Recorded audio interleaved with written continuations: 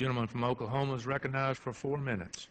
I thank the Speaker, and I thank the gentleman for yielding. The legislation before us actually does three important things.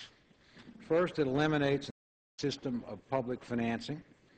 Second, it terminates an obsolete commission. And then finally, and not incidentally, it actually saves money, something that we talk a lot about around here, but we very seldom actually do.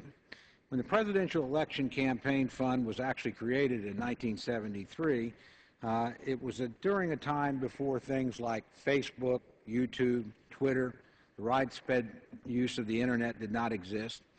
And that's no longer the case today. Today, it's pretty easy to actually contribute money to a candidate, a presidential candidate, if you want to do it. I would advise anybody, regardless of their political persuasion, to simply type the name of the candidate that they like into the Internet and wait and see what pops up. And they're going to have an immediate opportunity to donate to that individual. There's no need to take public money at a time that we're running $1.5 trillion deficits and divert it to what's essentially political welfare for presidential candidates. It's absolute waste of money.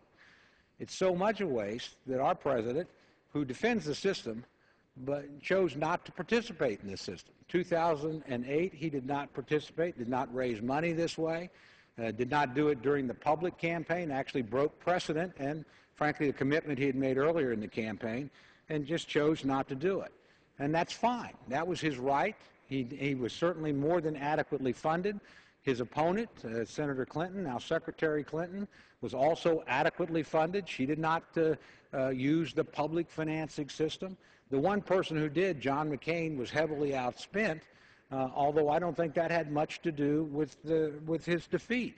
I think, honestly, Americans know how to contribute to presidential candidates. They don't need the federal government letting them check off a portion of their taxes and divert it for that purpose. In addition, public participation in this system has declined radically.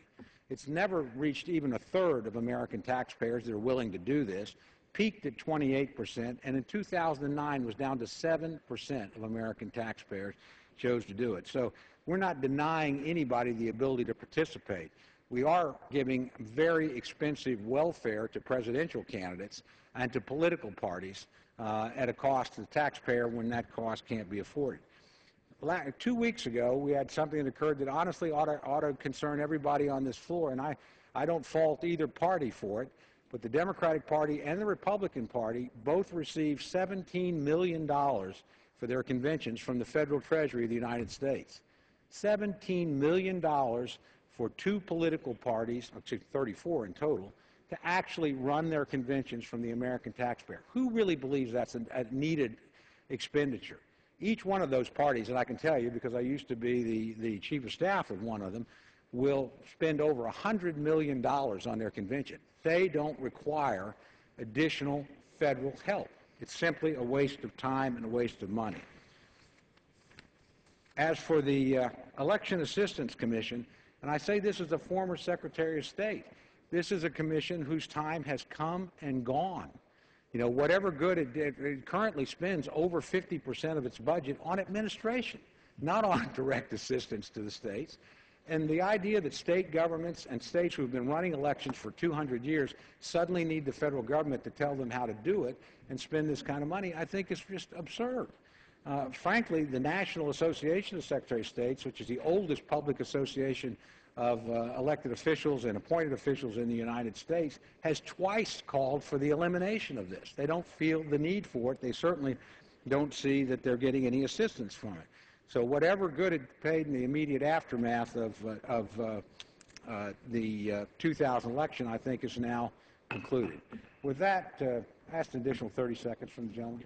No, I'll give Mr. Chairman another minute to the gentleman. Gentleman's recognized for an additional minute. I appreciate the gentleman for yielding. Without putting too fine a point on it, this is a system and this is a commission who simply exists to solve problems that aren't problems. We have no problem funding presidential campaigns in the United States. There's plenty of money, probably too much money around. There doesn't need to be taxpayer money. Nor do political parties have a problem funding their conventions. They can do it themselves.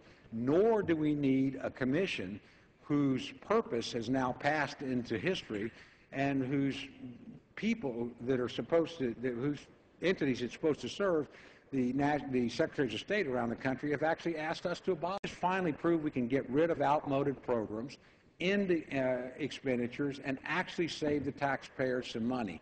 And in doing so, I can assure everybody on the floor that our democracy will remain healthy, our elections will be fair, and the American people in their wisdom will figure out which candidate to contribute to if they choose to contribute to any candidate at all. With that, I yield back.